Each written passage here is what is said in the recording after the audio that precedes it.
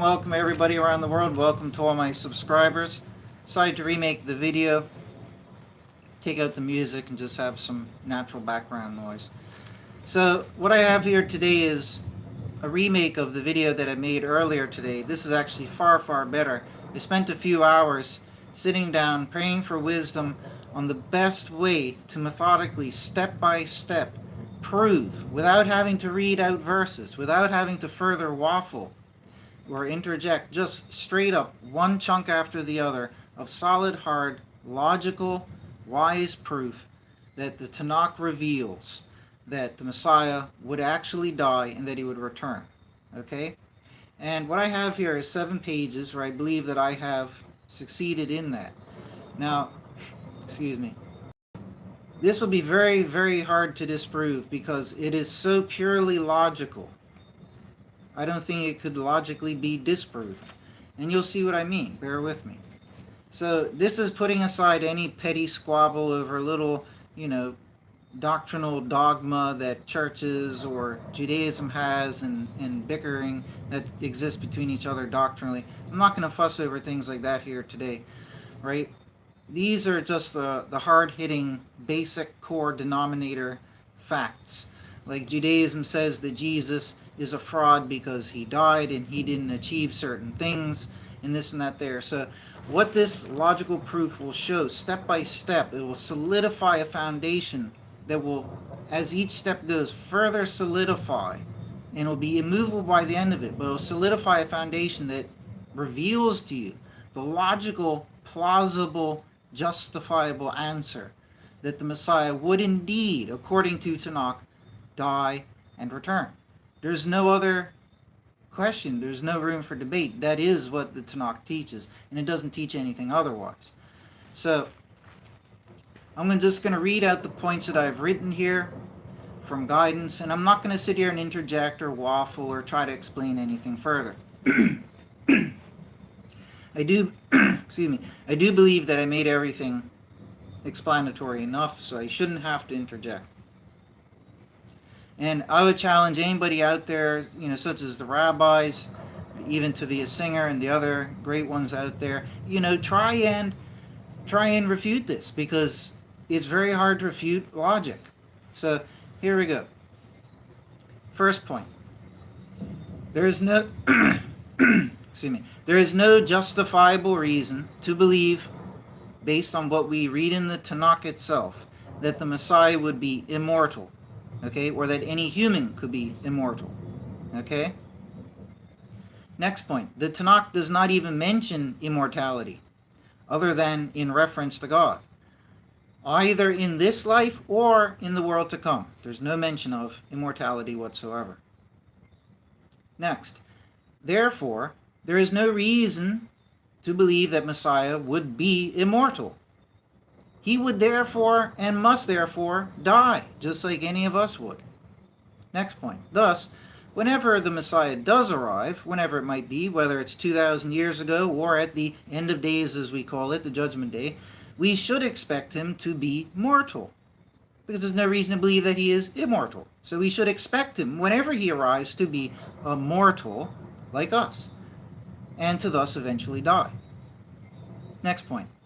Also, as a mortal who would die, he would be susceptible, logically, to disease, injury, pain, and suffering also, as there's no mention in the Tanakh that Messiah would be some divinely protected being, like he was some demigod or an angel, divinely protected from all harm, but still inexplicably subject to age and death, and hunger and pain and so forth. Next point, there is no mention in Tanakh that Messiah would reach a certain specific age, just that he would reach adulthood in general. Therefore, nobody can claim that 33 years, as Jesus' age was at his death, that 33 years is too young to die as a Messiah.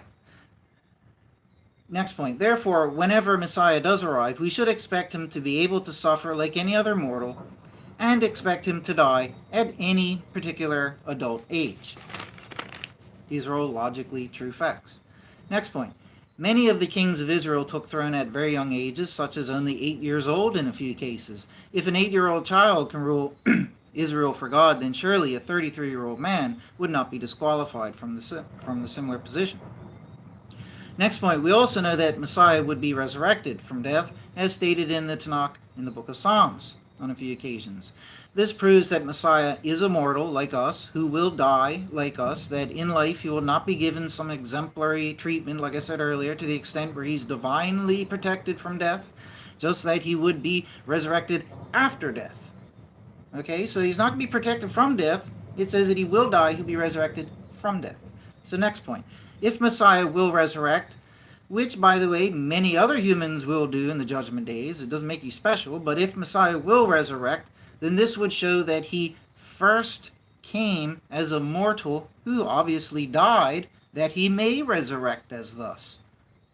Right? So that proves that he would have to come first as a mortal who would die. Next point, there is no scriptural basis in the Tanakh to believe that Messiah comes at the judgment days as an already immortal being. There's no basis in the Tanakh for that belief. Okay? Therefore, Messiah must and will come before his end days arrival from the heavens, as Daniel describes it in chapter 7. This proves that Messiah would, in fact, come twice. The first coming would be mortal, undeniably mortal, suffering and dying, then resurrecting to a subsequent glory of whatever particular form or status. We're not going to fuss over that, right? Next point. The only remaining question is when Messiah would first come. As we know, the second arrival is at the so-called end days with the judgment day. Okay, so when is the first arrival in relation to the second? That's the remaining question.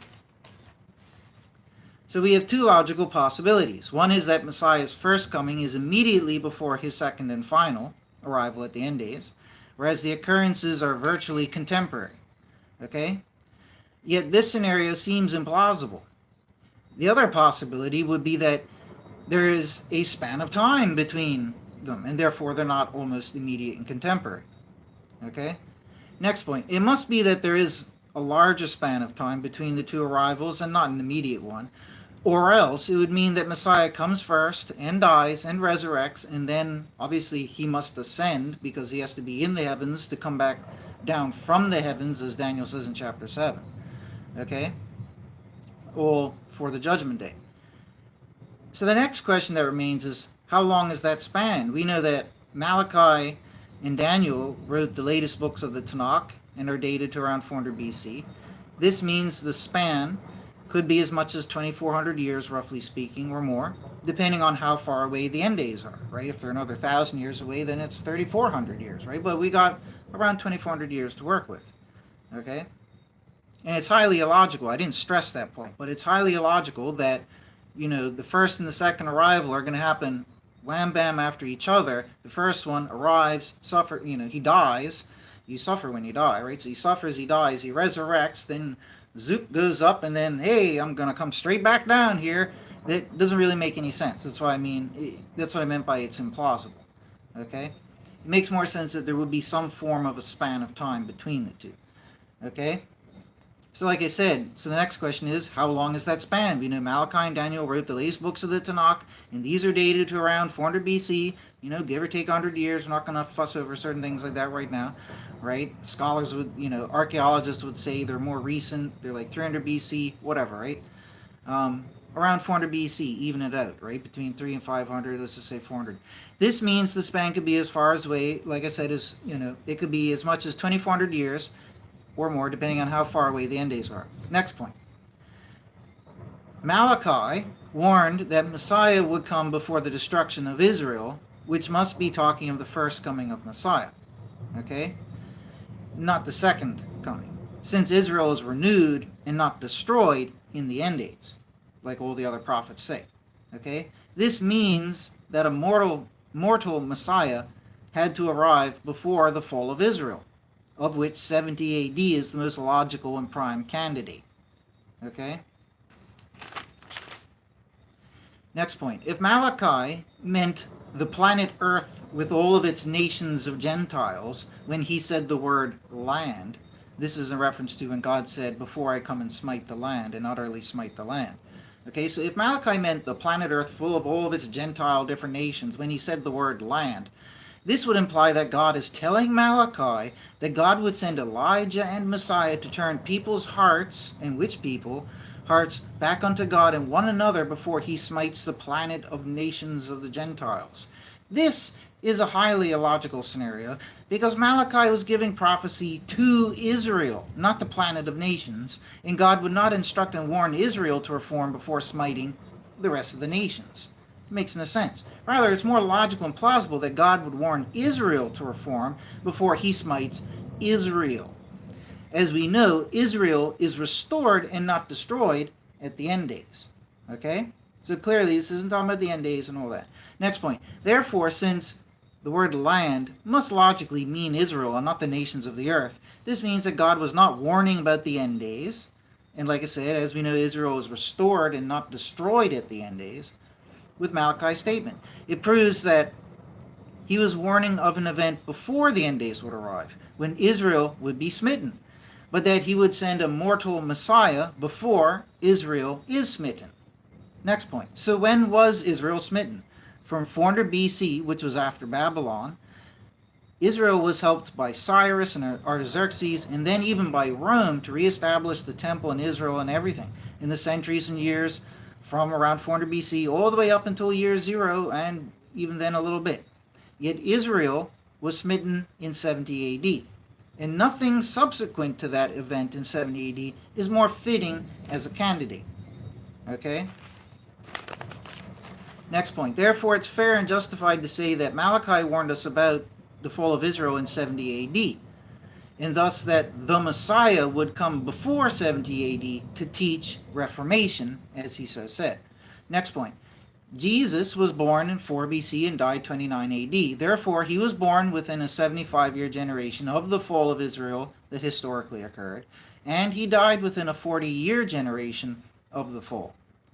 And one could say that we could expect, we can't prove it, right? But we could say that Messiah would be expected, to come within a generation, a lifetime, based on the purpose of what he's coming for. As Malachi said, he's coming to turn people before God comes and smites the land. It would make more sense he's going to come within a lifetime of that smiting, you know what I mean? Not ages before that.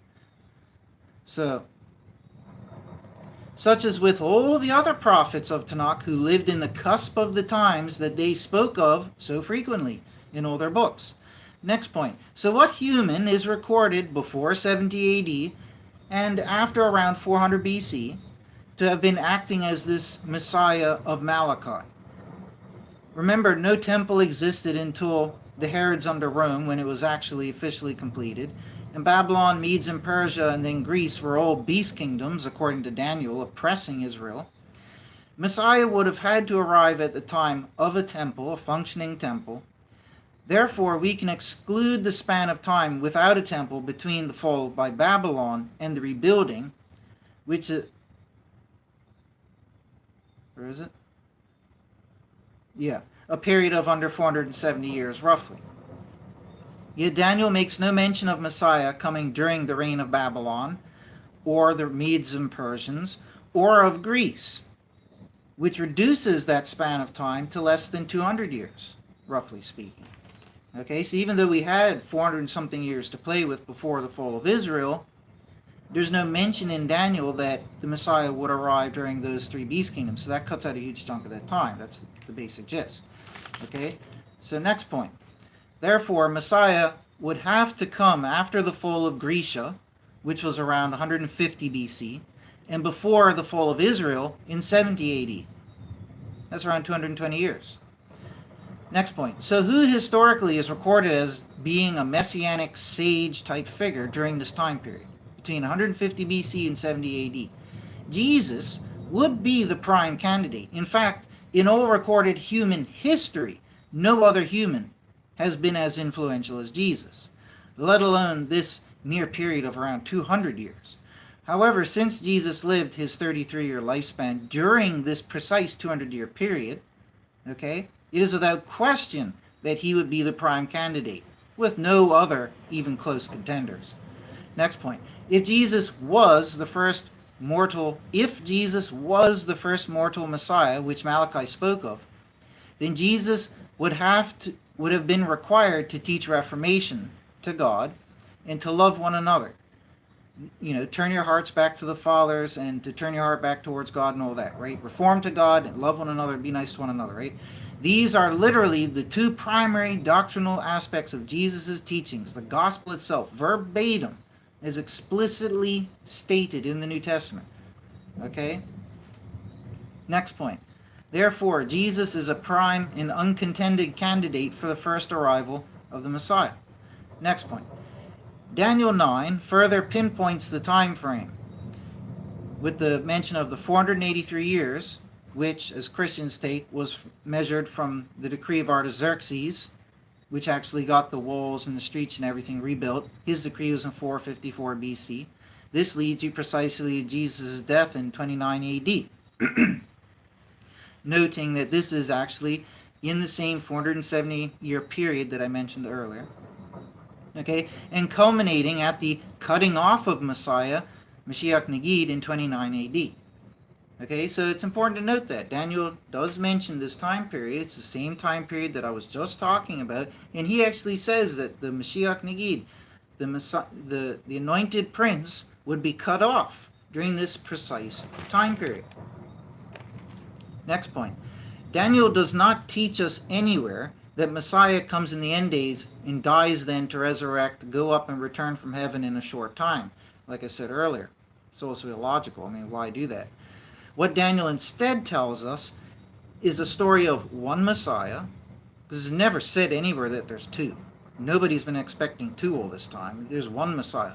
But what Daniel instead tells us, I mean, there's barely anything written about the one Messiah to start with in the Tanakh. But what Daniel instead tells us is the one Messiah has two comings. One at the judgment day, okay, at the so-called end times, and one which must be prior and as a mortal arrival, where he is immortal, a mortal like us, which he says Messiah's cutting off would be during, and he says that the Messiah's cutting off, which is in chapter 9, would be during the Roman period.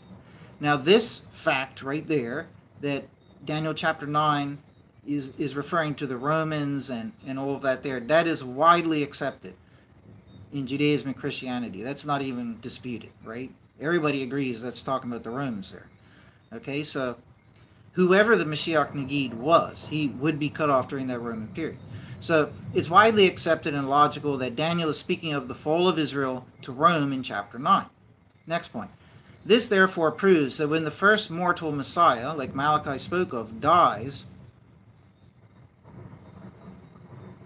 this therefore proves when, as in a date, when the first mortal Messiah dies, 29 AD, based on what Daniel says in chapter 9. But it does not tell us how old the Messiah would be. Is that really even important? But anyways, next point. Jewish literature records that starting in around 29 or 30 AD, until the fall of Israel in 69 to 70 AD, for 40 years, three omens occurred. First, the temple doors would open and shut by themselves, which is basically a desecration. The next is that the scarlet thread on Yom Kippur refused to turn white. And the third omen was that the continual flame in the temple kept self-extinguishing.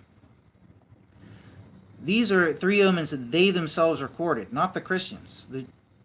Judaism recorded this in their own literature. So next, but they don't equate that with Jesus, or they just have lots of excuses why it's just ironic coincidence. Next point, Jesus furthermore quoted and referenced Daniel's prophecy, which I've been talking about, which was about the fall in 70 AD as discussed. And Jesus said that these things Daniel spoke about, the fall of Israel to Rome, would be fulfilled in their current lifetime. Okay, after he died, but in the current people's lifetimes. And all of this did come true, historically, 40 years after Jesus' death. Okay? And the next point, Malachi did not say that Messiah would gather Israel before Israel's smiting.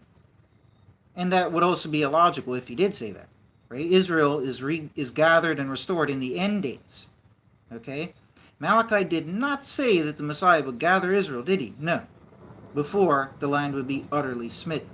So why would we expect a Messiah, the Messiah figure he spoke of, to turn up and then gather? Therefore, final point, and I could have written more, but I just decided to stop here for brevity. Final point, therefore, the Messiah, before 70 AD, would logically not be expected to gather Israel and restore Israel, or make an eternal kingdom of peace. That is what Daniel says the second arrival of Messiah does, where he talks about that in chapter 7, explicitly detailing that it is the end days, the judgment time. Okay?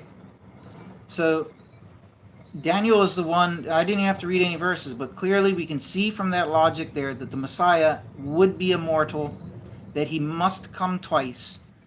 Without fussing over the status of his second coming, the first coming, he is without question going to be immortal, and perhaps maybe even in the second coming as well. Only God is immortal according to the New Testament and also the Tanakh. So, right? But anyways, without question, he would have come as a mortal, or will come as a mortal, right? And as I should, you wouldn't have the first and second coming right after each other. There's going to be a span of time. And we looked at the whole vast span of time that we have available to work with. That's about 2,400 years. Okay, we also know that Daniel, the same prophet, is talking about the fall of Israel, which we all accept to be to Rome, which took place in 70 AD. We know that nothing else like that or greater than that took place after 70 AD. So you could rule out like 2,000 years out of the 2,400. You're only left with about 470 years to play with. But Daniel never said that Messiah will come during Babylon, Medes, and Persia, Greece.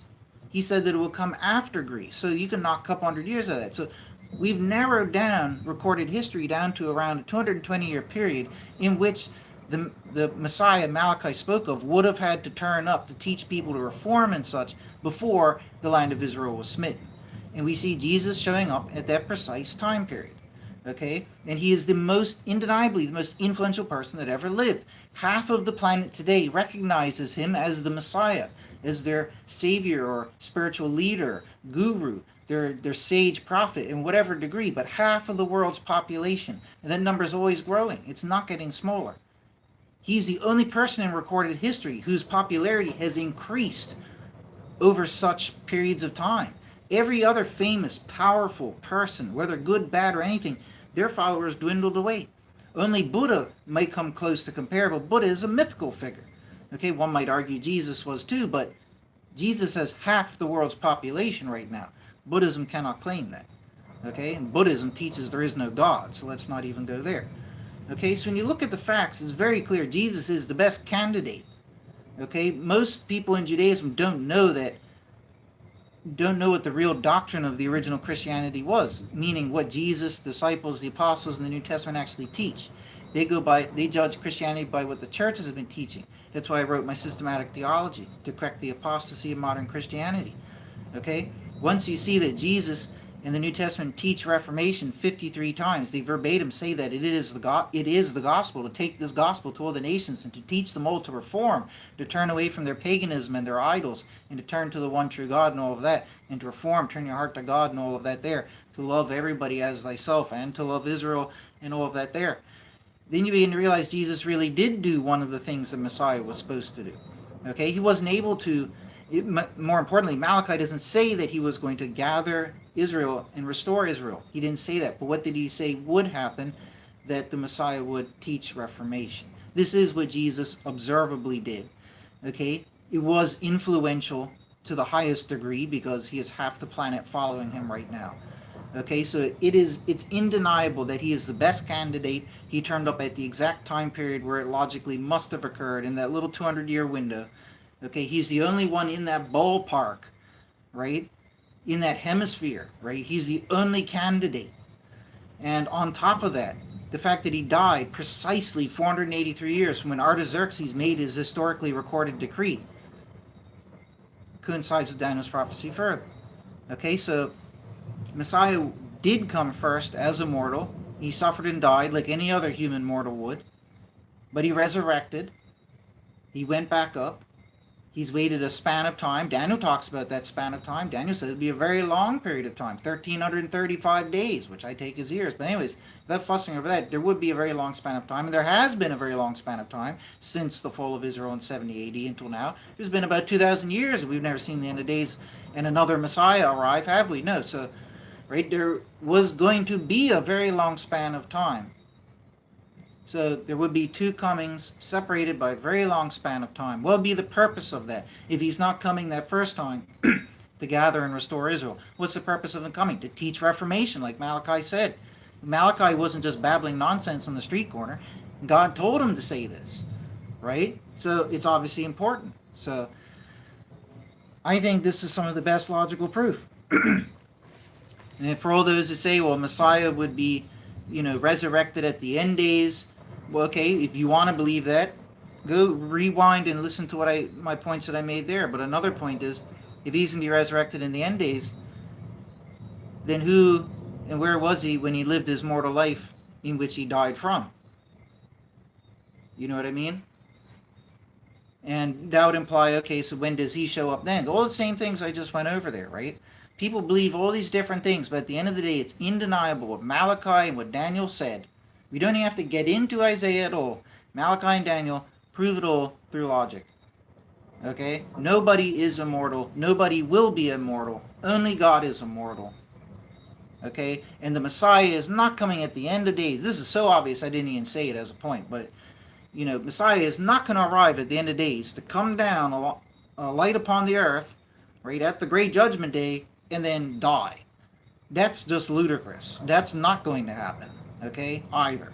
So, he came to serve a purpose 2,000 years ago. It wasn't just a random time he showed up, like a vending machine, a lottery machine, just pick a random time, it whirls around, a random number comes up. He came within a generation, within a lifetime of the fall of Israel, which is what Malachi said would happen. I will send you Elijah and the Messiah. Everybody except Judaism and Christianity except is talking about the Messiah. He will send Elijah and the Messiah before he comes and utterly smites the land. Okay, so anyways, God bless you all. Everybody take care.